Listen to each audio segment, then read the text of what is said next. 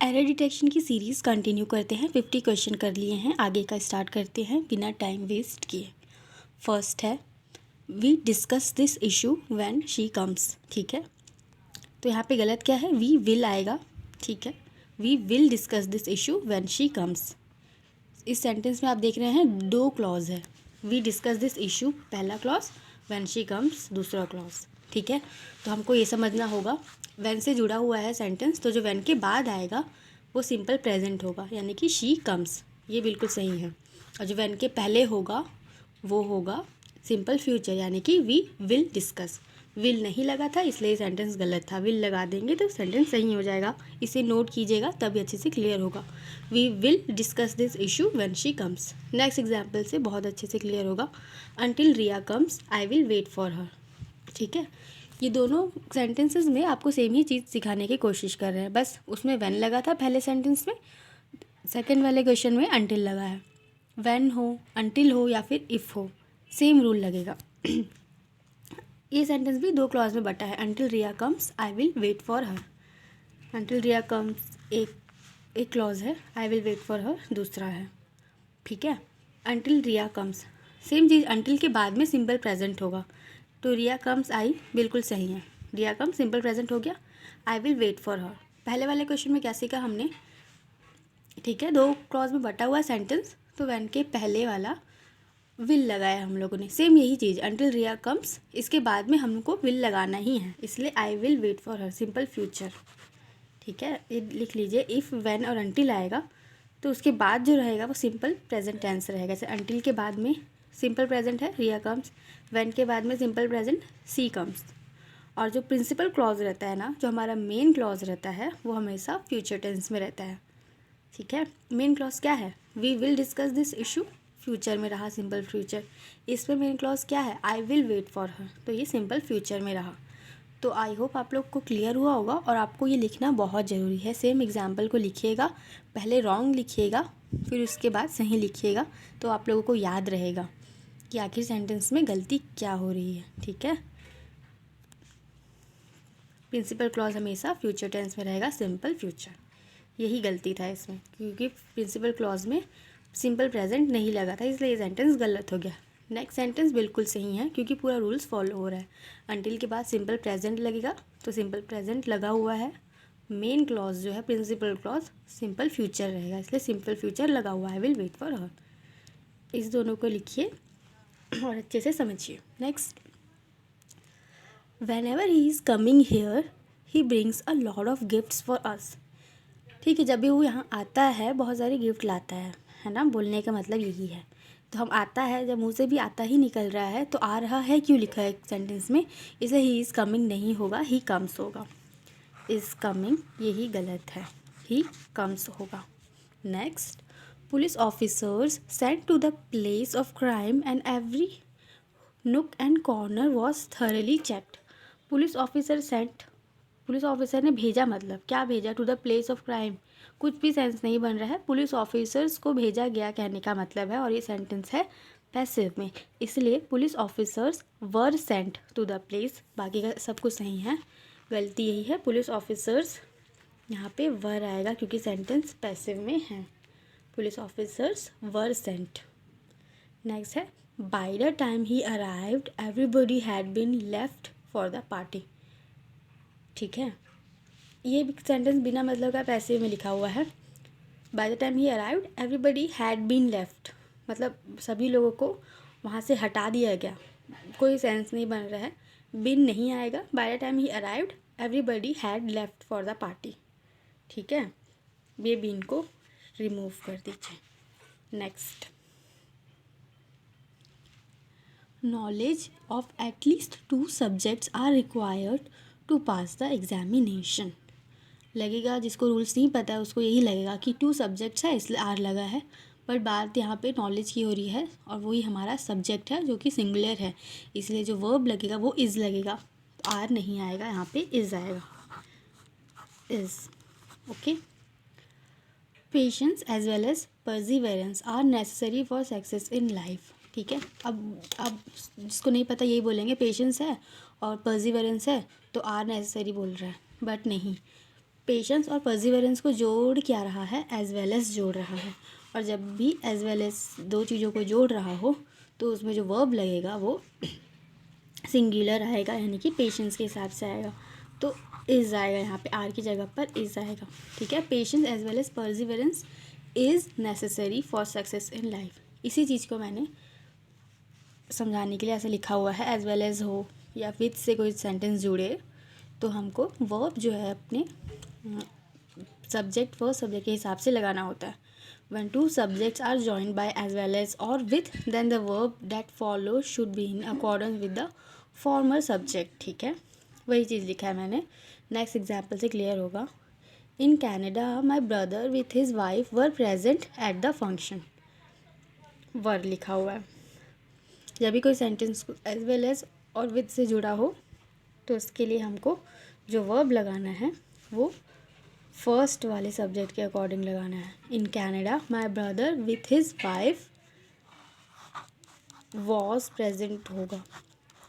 दो लोग तो भले ही है माई ब्रदर विथ हिज वाइफ, पर जो माई ब्रदर और उसकी वाइफ को जोड़ रहा है वो विथ जोड़ रहा है और इसलिए विथ लगा है, इसलिए यहाँ पर वॉज आएगा, यानी कि सिंगुलर वर्ब का यूज़ होगा। सेम चीज़ है एज वेल एज में भी हम लोगों ने किया और विथ में भी सेम रूल लगा है। नोट करेंगे तो क्लियर होगा। नेक्स्ट करते हैं। One of my ambitions are to become a cricketer one day. One of my ambitions, मैंने बताया था लास्ट वीडियो में वन ऑफ के साथ में प्लूरल लगता है, तो प्लूरल तो है ही एम्बिशंस, तो यहाँ तक बिल्कुल सही है। Are to become a cricketer one day, one of के साथ लगता तो नाउन प्लूरल है, नाउन और प्रोनाउन प्लूरल होता है, लेकिन जो वर्ब लगता है वो हमेशा सिंगुलर होता है। तो यहाँ पे जो वर्ब है आर है, यानी कि प्लूरल, तो आर ना होके इज़ होगा, यानी कि सिंगुलर होगा। यही गलती है, नोट जरूर कीजिएगा, बहुत इंपॉर्टेंट है। अब neither of them sent their quotations in time for the last project, मतलब ठीक है। अब नीदर ऑफ का कॉन्सेप्ट आज आप बहुत अच्छे से सीख जाएंगे। नीदर ऑफ दिया हुआ है, नीदर ऑफ के साथ में हमेशा प्लूरल नाउन प्रोनाउन लगता है, सॉरी। नीदर ऑफ देम ये प्लूरल है, बिल्कुल सही है। Sent their quotation in time for the last project, their नहीं आएगा, हिज आएगा। ठीक है, मैं आगे बताऊंगी, बहुत सारे एग्जाम्पल है इसके। नीदर ऑफ के साथ में जो भी नाउन और प्रोनाउन लगेगा प्लूरल होगा, पर जो वर्ब लगेगा वो सिंगुलर होगा। तो neither of them sent his quotation in time for the last project. Next example, neither of the path lead to the school. Neither of के साथ जो नाउन प्रोनाउन लगता है प्लूरल होता है, ठीक है। अभी नाउन प्रोनाउन को भी भूल जाइए, नीदर ऑफ के साथ जो लगेगा वो प्लूरल होगा। पाथ्स है, ठीक है, बिल्कुल सही है। यहाँ पे नीदर ऑफ देम था, प्लूरल था, बिल्कुल सही है, यहाँ तक बिल्कुल सही है। लेकिन इसके बाद जो लगेगा वर्ब सिंगुलर होना चाहिए। ये लीड तो सिंगुलर नहीं है, लीड को सिंगुलर बनाना पड़ेगा। सिंगुलर बनाने के लिए एस लगाना पड़ेगा। तो neither of the paths leads to the school, singular हुआ, देयर को सिंगुलर बना के हिज किए थे पहले एग्जाम्पल में। ये दोनों एग्जाम्पल क्लियर हुआ होगा, नहीं हुआ और क्लियर हो जाएगा। Neither you nor she is happy, ठीक है। यहाँ पे नीदर ऑफ नहीं है, यहाँ पे नॉर्मल बात है। Neither you nor she is happy, ये बिल्कुल सही है। शी इज़ उसके हिसाब से वर्ब लगा है। नीदर ऑफ का कॉन्सेप्ट आप लोग सीखेंगे। नीदर ऑफ के साथ में जो भी वर्ब लगेगा ऑलवेज भी सिंगुलर, ये चीज़ को आप लोग दिमाग में बैठा लीजिए। नीदर ऑफ के साथ जो वर्ब लगेगा ऑलवेज भी सिंगुलर। और भी एग्जाम्पल है, आप लोग समझ जाएंगे। Neither tea nor coffee nor sweets nor milk shake is liked by me. गलत है कि सही है? इतना सारा चीज़ है, आर लगना चाहिए, ये प्लूरल होगा, नहीं होगा। अभी आप लोग पढ़े हैं नीदर के साथ में जो वर्ब लगेगा सिंगुलर होगा। Neither tea nor coffee is liked by me, ये इज़ बिल्कुल सही है, यहाँ पर ये सेंटेंस बिल्कुल करेक्ट है। नीदर ऑफ देम, अब समझिए यहाँ पे neither of them, neither of के साथ पे प्लूरल लगा, बिल्कुल सही। Are going to have any problem as far as working in shift is concern. अभी बताया नीदर ऑफ देम के साथ में, नीदर ऑफ के साथ में प्लूरल लगता है, प्लूरल लगा हुआ है, लेकिन जो वर्ब लगता है सिंगुलर लगता है, तो ये वर्ब आर कैसे आ गया, इज़ आएगा, ये गलती है। Neither of them is going to have any problem as far as working in shift is concern, ठीक। आर को रिप्लेस कीजिए, इज से। और भी एग्जाम्पल है आगे, आप लोग समझ जाएंगे। Now days Kohli is best player in India. Is best player नहीं, इज़ द बेस्ट प्लेयर आएगा। इसमें रूल्स को भी याद करने की ज़रूरत नहीं है, ये नॉर्मल बातचीत में हम लोग बोलते हैं, ठीक है। इज़ द बेस्ट आएगा, तो द नहीं लगा था इसलिए सेंटेंस गलत था, द लगाइए। Every morning the sun sets in west. The sun तो लगाया, बहुत सही काम किए, बचपन से पढ़े हैं, सन के साथ द लगता है, पर वेस्ट के आगे द नहीं लगा इसलिए गलत हो गया, द वेस्ट आएगा। She went for the lunch at 1 PM and then return. Lunch के आगे द लगाना बहुत फालतू बात है, लंच के आगे द नहीं लगेगा, इस द को रिमूव कीजिए। हमें पता होना चाहिए द कहाँ लगता है कहाँ नहीं लगता। लंच के पहले, मील्स के पहले द नहीं लगता है। Most of the people of northern India do not know the Telugu. यहाँ पे भी द नहीं लगाना है। लैंग्वेज के पहले द नहीं लगता, मील्स के पहले द नहीं लगता, ठीक। कहाँ लगता है आप लोग को पता है, नहीं पता है तो उसका रूल्स बता दिया जाएगा। My teacher said that moon is a natural satellite. Same बात हो गई। The sun, the moon, the Ganga, the river हम बचपन से रटे हैं, तो मून के आगे द नहीं लगा इसलिए गलत है, द लगेगा मून के पहले। Next, when I met her the couple of days back she was writing a new book. इसमें भी रूल्स भूल जाइए। The couple of days back हम लोग कभी नहीं सुने हैं, और कपल ऑफ डेज होता है, ठीक है, करेक्ट फ्रेज है, अ कपल ऑफ डेज, यहाँ पे द लगा है, यही गलत है। Next, the company is in डेप्ट and has been unable to pay their credits for the past 6 month. Company singular है, तो ये जो देयर लगा है नहीं लगेगा, इट्स आएगा देयर की जगह। All the misunderstandings are cleared between Ramesh and I. Between लगा है और दो लोग हैं, रमेश एंड आई, तो ये जो आई है वो आई नहीं होगा, मी होगा। ऑब्जेक्टिव प्रोनाउन लगता है, इस चीज़ को याद रखिएगा।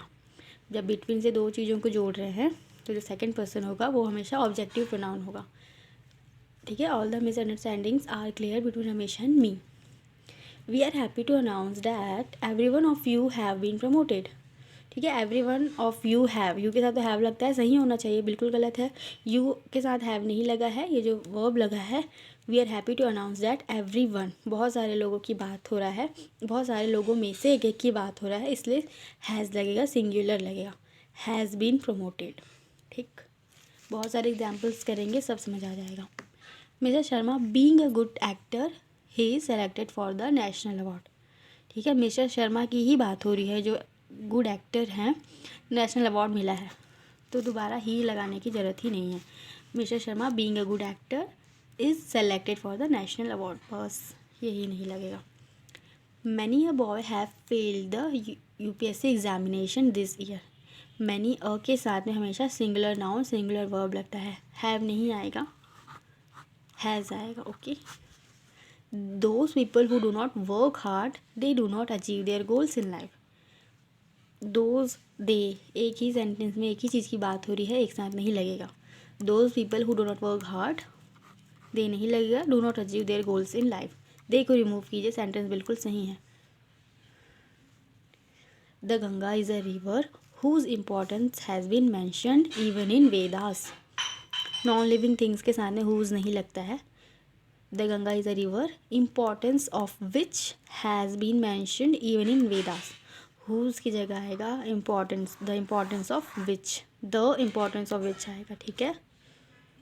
This is the car whose design was appreciated by every one.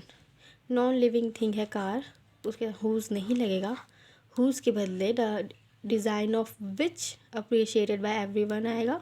This is the car the design of which was appreciated by everyone, whose की जगह द डिज़ाइन ऑफ विच, ठीक। Next है, neither of the to friends has got their money back from the company. Neither of the to friends has got their money back from the company, ठीक है। Neither of the to friends, ठीक है, यहाँ तक neither of है, plural है, friends की बात हो रही है, हैज़ लगा है, सही है, लेकिन यहाँ पे देयर क्यों घुसा दी, ये भी सिंगुलर होगा, तो देयर की जगह पे हिज आएगा, ठीक है। नेक्स्ट है, नीदर ऑफ, क्या लिखा है मैंने आप लोगों को समझाने के लिए लिखा है, वही चीज़ मैं बोल चुकी हूँ आप लोगों को, वही चीज़ है। नीदर ऑफ के साथ में जो भी नाउन लगता है या प्रोनाउन लगता है, प्लूरल होता है, नाउन प्रोनाउन, ठीक।